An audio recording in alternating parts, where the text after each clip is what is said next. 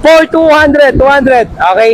Magbigay lang kayo sa akin ng dalawang bansa na nagtatapos sa letrang S. S. S. Uy, yung dali. Una-una, madali. S. Dalawang bansa. Uy, bawal mo, coach. Bansa. Uy, guys, yung isa ang dali. Philippines. Ayun, Philippines. Ang tagal isa na lang. Philippines. Okay. Ayan yun. Ito, sa Asia lang siya. Yung isa, Asia. Yung bansa na to, napakaganda yung beach niyan. Sobrang puti. Pangarap ko rin puntahan yung bansang ito. Boracay. Boracay. Bansa. May isang minuto ba kayo? May isang minuto. Philippines.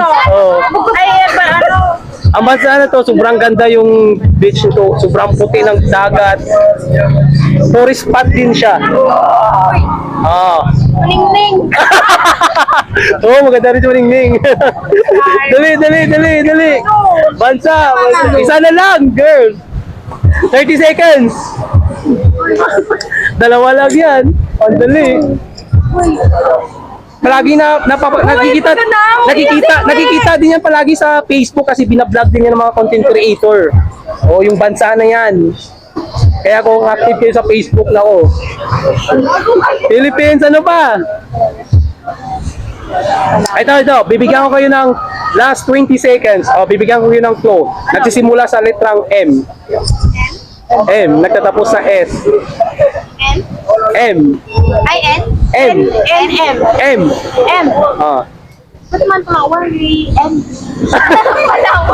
Palawan. Palawan. Kami palawan na. Ito. Last 10 seconds. Ako yan, ano to? M. Tapos nagtatapos sa S. Uy, daming clone niya. Sikat na bansa yan. Okay. Mali siya, hindi. Chinese. Okay, ito na. Wala? No. Wala. Ito, i-comment nyo dyan mga idol, isang bansa na